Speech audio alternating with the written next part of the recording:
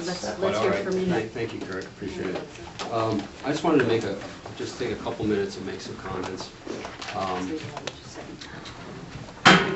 You know, my name's Paul Francis. I'm with the Petaluma Neighborhood Association. Some of you may know me. I've had a couple of meetings with Derek here regarding these big, large retail projects. I just want to say that this project, you know, with all due respect to, you know, the developer and their design team, this may be a mixture of uses, but this is not a mixed-use design project. Okay, and I think, you know, the Ped and Bike Committee working with regards to, you know, within the realms of the public trust, I think I urge you to make a very strong statement that comments on that this is not a pedestrian-oriented project. It's not. It's just not. And you know, you guys, you have a really great opportunity here to create a really good mixed-use project, and I would hate to see that opportunity, you know, be squandered away. Which use is missing in your opinion?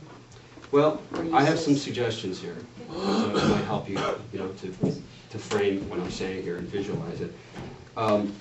You need to reduce the parking lot, okay? And there's a couple of ways you can do that. Structured parking.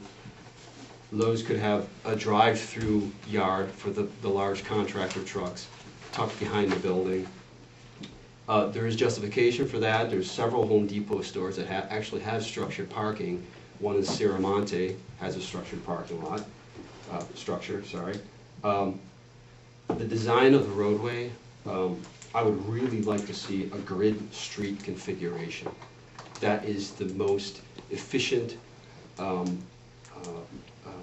successful road layout of a traditional mixed-use design.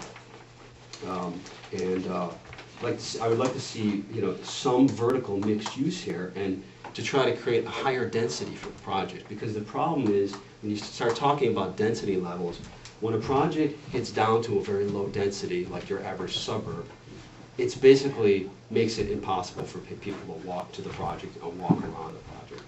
Okay, and here's a good opportunity for a project on the east side for people to take their cars, you know, people who work in the area or even work at the site, to park their car and actually be able to walk around the site and, you know, enjoy some of the amenities, but leave their car parked so they're not driving from one end of the site to the other end of the site, because it's basically unsafe to cross this huge sea of asphalt.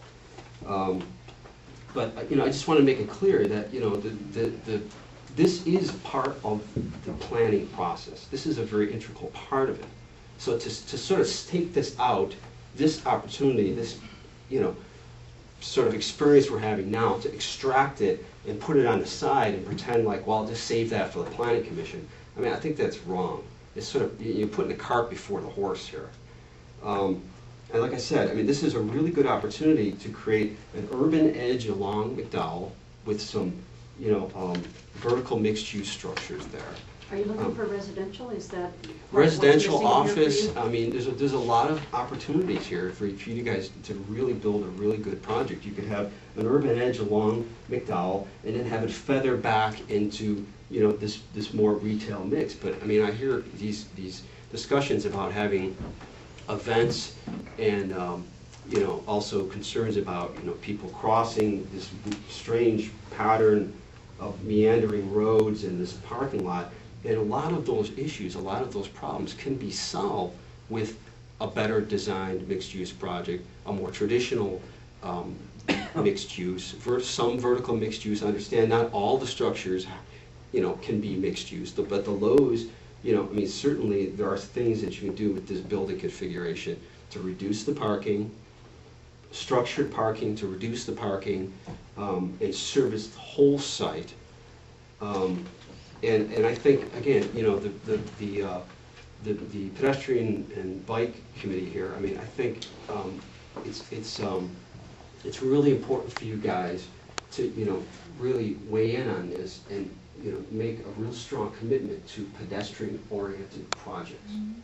You know, and this project is not cutting it. And then after that, of course, you can deal with all the, you know, minutia of the little details and the crosswalks and the signals and the signage and all that. But, I mean, first and foremost, I really think, you know, that should be your strongest statement there. And I appreciate you listening to me. I appreciate your time. And unfortunately, I was not notified, and I was unable to weigh in on the meetings that you had leading up to the East Washington Place project. I wish I would have been able to weigh in on that. But here's, you know, my opportunity. I appreciate you allowing me to make this statement, and I hope you take it to heart, because this could be so much. Such a better project for Petaluma, and you know, I mean, you really have to look at, you know, what's happening in the 21st century. I mean, communities really aren't building projects like this anymore. This is sort of 15 years ago would have been a fantastic project, but now it's sort of out. I really encourage you to take those concerns, those sentiments, and share those with City Council. I absolutely, I will be. Yes, thank you. Thank you very much.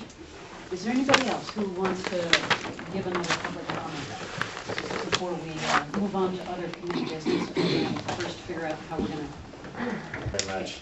I think everybody heard earlier that this project has been deemed complete by planning staff. So we're in the process of doing environmental review and applying conditions. So where we're at right now is finalizing recommended conditions of approval for the project before us today, as proposed by the developer, which is this. So if there's still some discussions happening between PBAC and the developer, I think that this does have to come back to this body for final consideration. And at that point, I think we should see it again with the revisions that you're talking about. So we would be expecting yet another document of sorts. It's not a resubmittal, so to speak, but it's additional information that we use to process the rest of the application. So that's what would be coming back to PBAC, and we will make sure that the developer gets that to us after hearing what has been discussed tonight. They'll make comments or address those comments on their plans, get us that information, and we'll agendize it for the next available meeting. Will it be the next? It will be the next meeting. March meeting? If you can put us on your agenda for that. Okay, so does that sound appropriate to everybody? I think that would be the best course of action.